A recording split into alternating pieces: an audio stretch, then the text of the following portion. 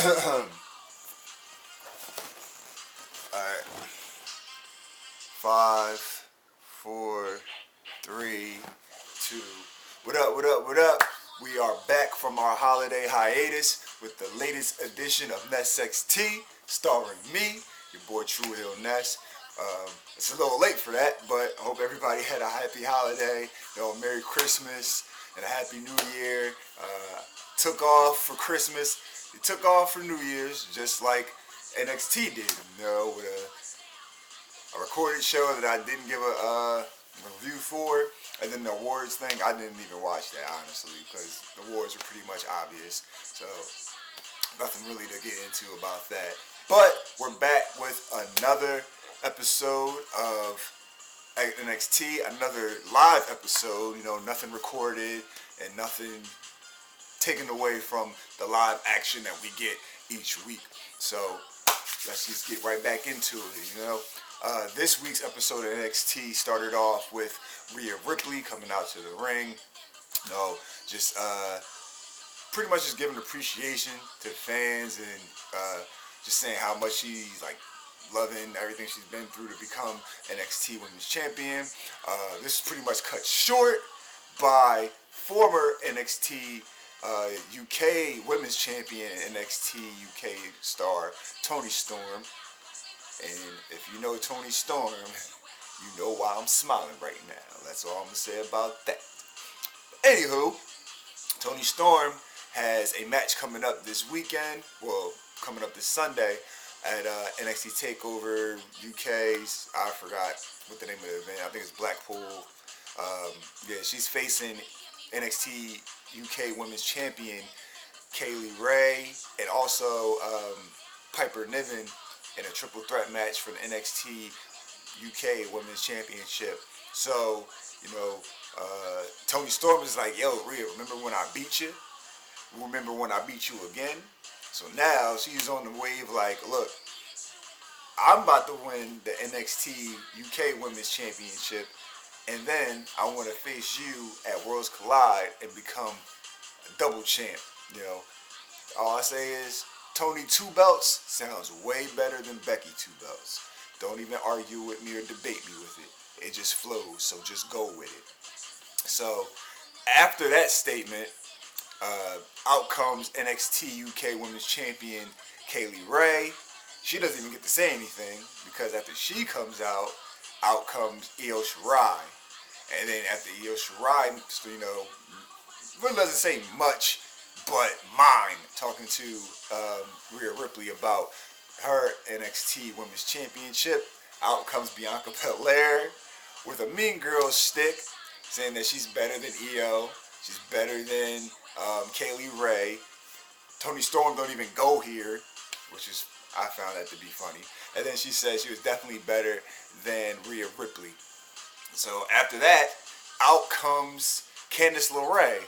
So they pretty much set up this whole opening segment, which panned out pretty well, very good, because they had the 4 NXT top women's division stars, and Candice LeRae, Io Shirai, Bianca Belair, and the NXT Women's Champion Rhea Ripley, and promoting the 2 women in NXT UK's women's title match that will be coming up this weekend again, and NXT UK Women's Champion Kaylee Ray and former NXT UK Women's Champion Toni Storm. So pretty much the opening segment breaks down into just a big brawl, because when after Candice LeRae comes out, Rhea Ripley's like, yo, you want to fight too? So Candice was like, and then all shit breaks through, just shit pops off after that, Rhea Ripley pops off on Bianca Belair. Candice LeRae goes at Io Shirai, who, she's had issues with, again, the 2 women that are facing each other at NXT UK's TakeOver special coming up this weekend. They start going at each other. So, like I said, they set up this opening segment very, very well because everybody that ended up starting to fight each other has a little bit of history or has something that's going to be going forward, so it made sense. So the teams broke down into Toni Storm, Candice LeRae, Rhea Ripley versus Io Shirai, Bianca Belair, and Kaylee Ray. My bad.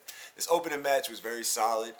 Again, as I always say, the NXT's opening segment usually hit it out the park 99.9% of the time, and this was no different. The ladies went out there. They showed that this is an era. Excuse me. This is an era of women's wrestling. And it's not that diva shit or the shitty stuff that you get on Mondays and Friday nights as far as women's wrestling. And if you know what I'm talking about. But there was a few dysfunctional moments in the match between Bianca Belair and Io Shirai, which pretty much ended for the match because Io Shirai ends up missile drop kicking Bianca Belair, who then in turn gets hit with the Riptide by Rhea Ripley for Rhea Ripley's team to come up with the victory. Again, I like the little storytelling that they had. I think they're going to go into a program. Obviously, they're going to go into a program between Io Shirai and Bianca Belair, because if you know anything about Bianca Belair and Io Shirai, they're both on some petty shit right now. So we know that Bianca Belair and her petty ass ain't gonna let that slide like it was like if nothing happened, And so I'm pretty much more than likely next week she'll come out and address that. But overall, the match was very solid. I enjoyed it. Again, the NXT crowd enjoyed it, and it engaged everyone. And the ladies did a bang-up job from even the opening segment to just the match itself. So kudos to all you ladies all around. Moving on, the next match. Oh, I'm sorry, not even the next match. There was a Tommaso Ciampa promo. He's going still in a title hunt for NXT, title that he never lost, for Adam Cole. So he cut a promo on Adam Cole, or a backstage video package, whatever you want to call it. Moving on to the next match. Now, this is going to get very interesting. The next match on the card was the Forgotten Sons, aka what I like to call the Forgotten Fuckfaces, aka somebody needs to forget to book these niggas on the show, versus the team of Fabian Eichner and Marcel Bartel of Imperium. Now, with that being said, is there a doctor in the house? Because what I'm about to say is going to shock everybody. If you've been following my segments, you see how I feel about the Forgotten Sons. I am not a fan. I made that very fucking clear. I'm not a fan of the Forgotten Sons, and I'd rather do without them on the show. But I can honestly say that this week I was impressed by their match. Steven Cutler and Wesley Blake, they went out there and performed. They had a very, very good match against the team of Fabian Eichner and Marcel Bartel. I'm actually surprised that I'm saying this shit right now, and I'm actually surprised that I enjoyed the match. It was hard-hitting, back-and-forth offense. It wasn't a squash that I wanted it to be, because, again, I don't fuck with the Forgotten Fuck Faces. But they went out there and performed. They looked good. Obviously, Imperium won, but they looked good in their showing against Imperium. So, this week I can't say nothing bad about these guys. I'm surprised as you. I really can't, and it's crazy because shout out to my boy Sid. He was talking about how he didn't care for. Well, he said one match was solid that he didn't care for. We'll get into that later. But I told him, look, I gotta give these guys a fucking compliment this week. You know how that makes me feel? That I had to fucking congratulate Forgotten Sons for actually entertaining me for once. Now let's see if we can move forward and we can keep this momentum going, so that I actually maybe start to tiny bit of have some interest in you. Like that much after that match you guys had this week. But again, Imperium won with the European Bomb, which was a combination of a diving uppercut, diving European uppercut into a power bomb. And again, like I said, the match was very good. I really don't have anything bad to say about it because, again, I wasn't expecting much out of the Forgotten Sons, but they showed up and they gave a fight to Imperium. So, all I asked is for great competition, and they provided that. So, again, if I'm giving out kudos to the Forgotten Sons and Imperium on a very good tag team match. Moving on. Next, there was a promo from everybody's favorite bro, Matt Riddle. He was just going into detail about how the team of himself and Pete Dunne, they became the Broserweights. That's actually a pretty interesting name. That's fucking clever. Good shit, man. He's just doing a backstage thing. He probably was high as shit, because that's what he came off like, he was high as shit. But, that was pretty funny. Alright, moving on. The next match was Austin Theory versus Joaquin Wilde. I honestly forgot this nigga Joaquin Wilde was even on the fucking roster. After the NXT Breakout Tournament, really haven't seen much of him. He had a great showing in this match versus Austin Theory. Ultimately, Austin Theory won, but Joaquin Wilde put up a hell of a fight. He didn't just go out there and get squashed like, again, I was expecting to, because obviously Austin Theory is the bigger name and the bigger star in this match. But Joaquin Wilde took it to Austin Theory and made him have to fight to get that victory. So that was actually very good.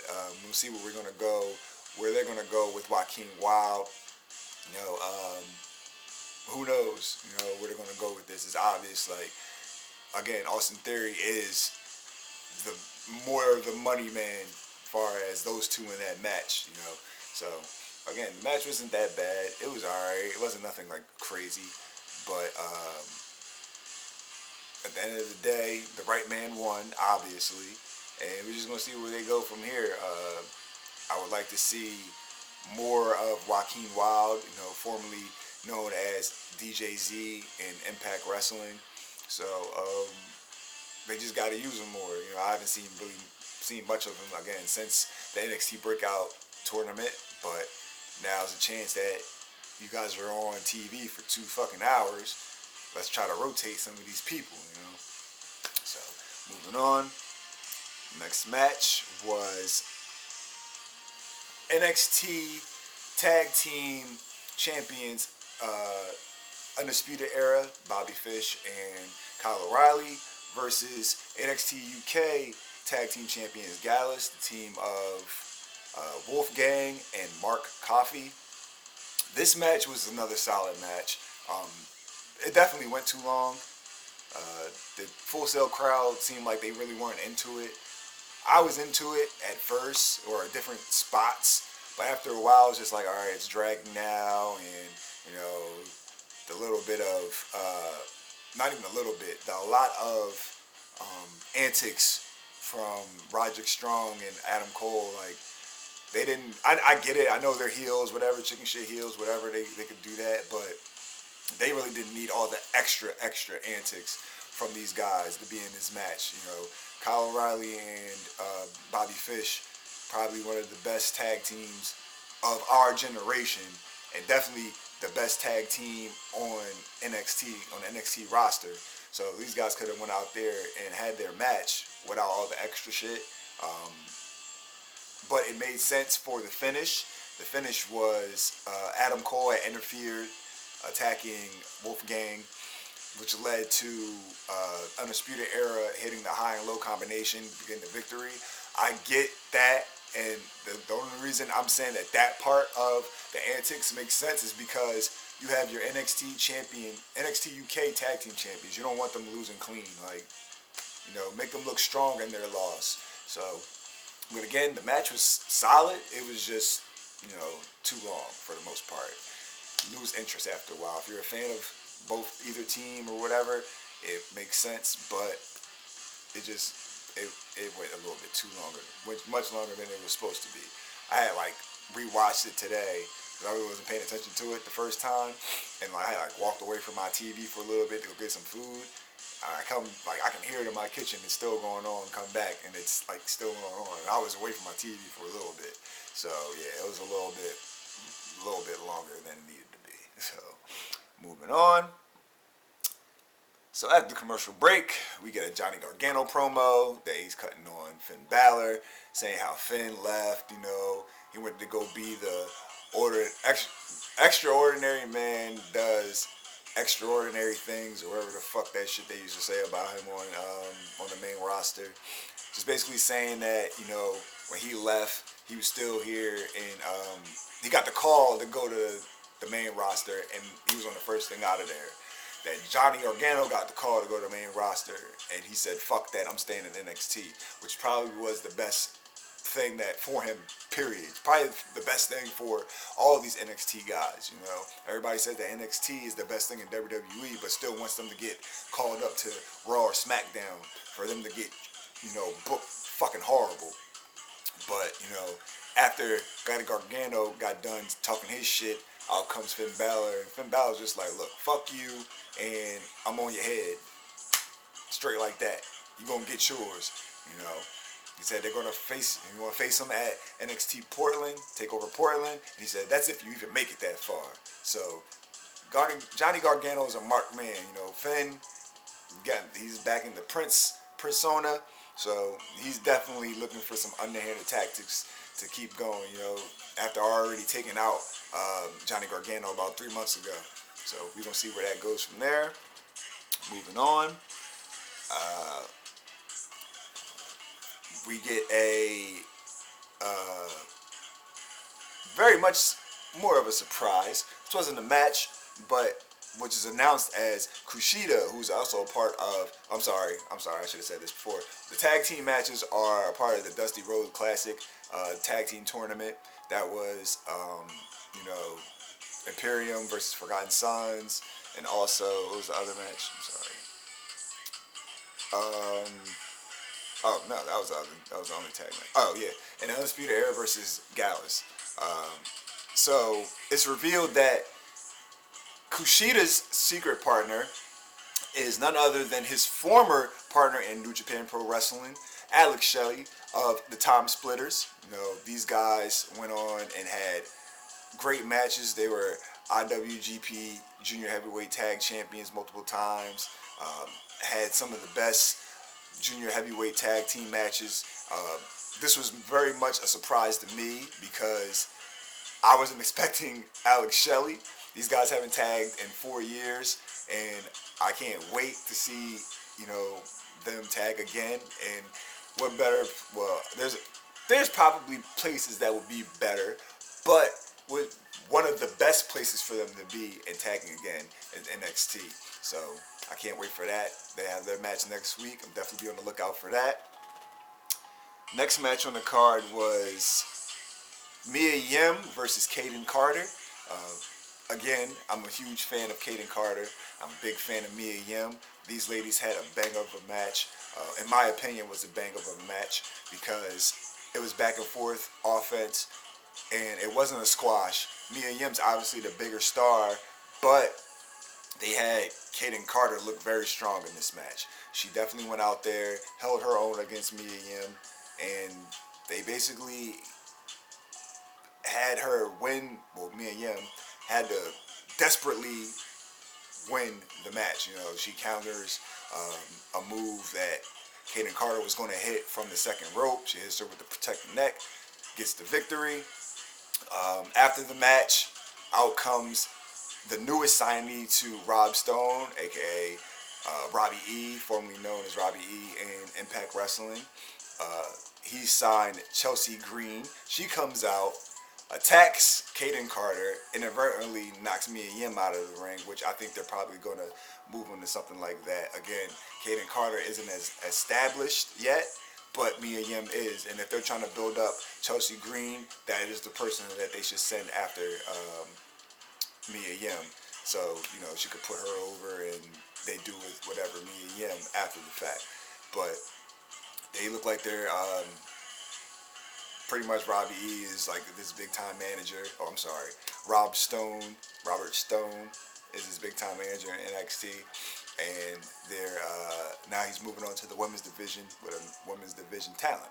And Chelsea Green looked good. She came out there, did her her little run in that she had to do. So we're gonna see where they go from there.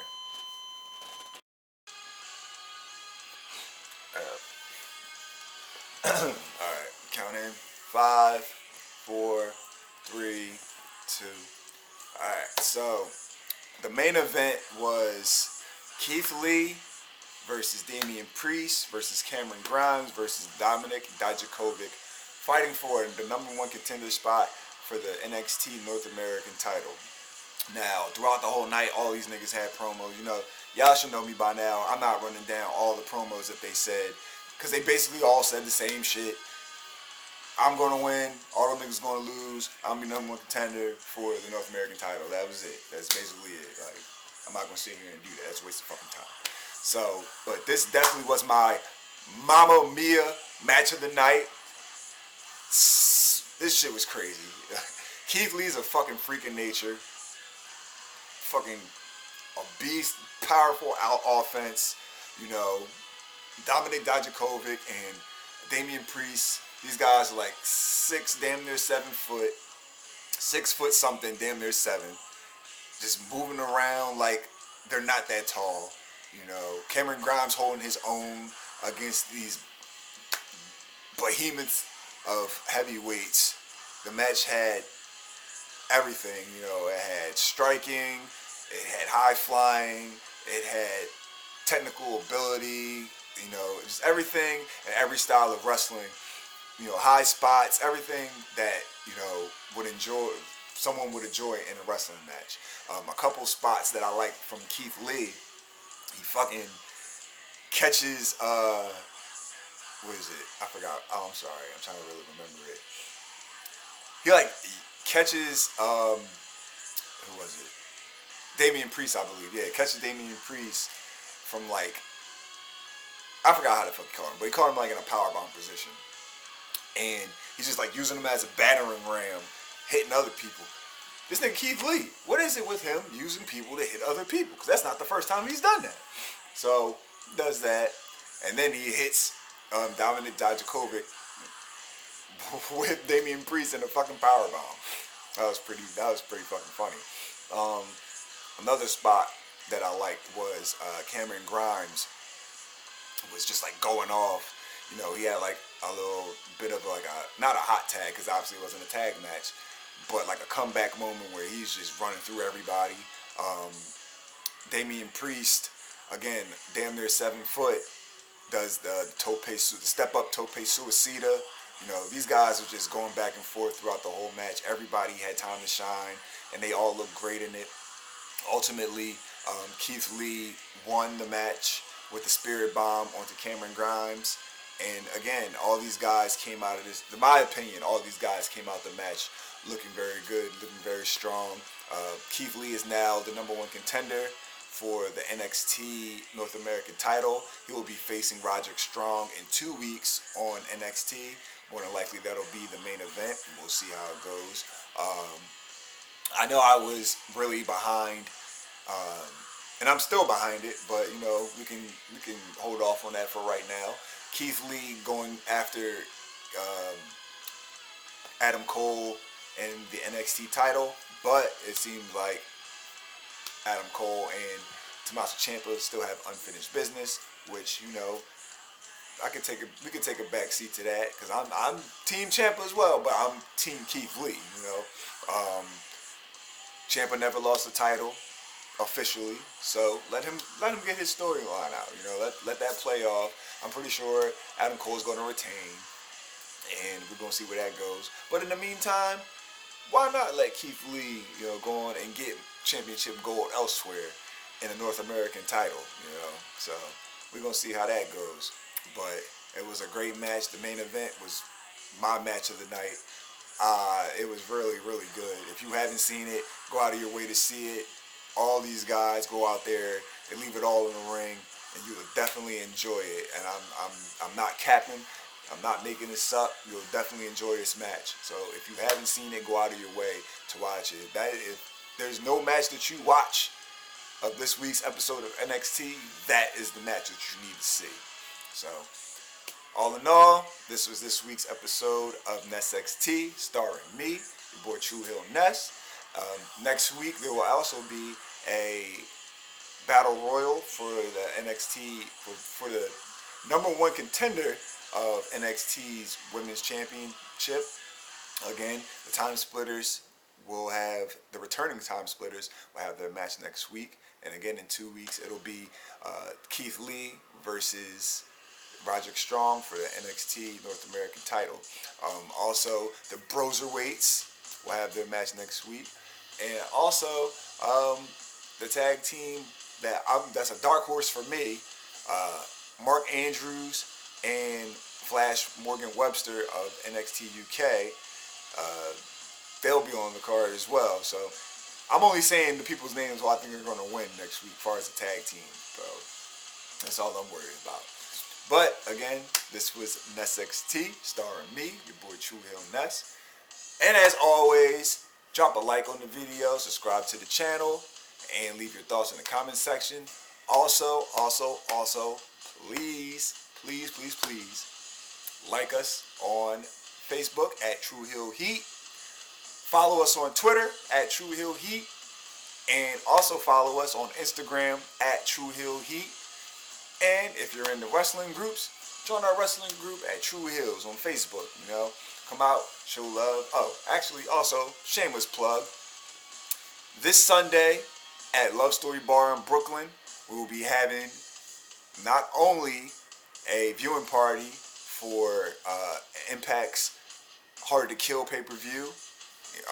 We're actually going to also have an all-female podcast episode of the Tru Heel Heat podcast, starring the Tru Heel Princess, Miss Chrissy Love, and I believe Jenna from the Mixed Tag Show. So come out, show love. Come out. We're going to have a little bit of the bubbly. I always wanted to say that on camera. A little bit of the bubbly. And we also got Broken Skull IPA, Steve Austin beers. So come out to the wrestling event, get drunk off of wrestling alcohol, and enjoy the festivities. This was Ness-XT, starring me, boy Tru. I'm gonna keep saying that so it gets in your head. So when you see me, you be like, oh, it's you, Ness-XT, starring me. Yeah. But this is this week's episode. Hope you guys enjoy it, and we'll be back next week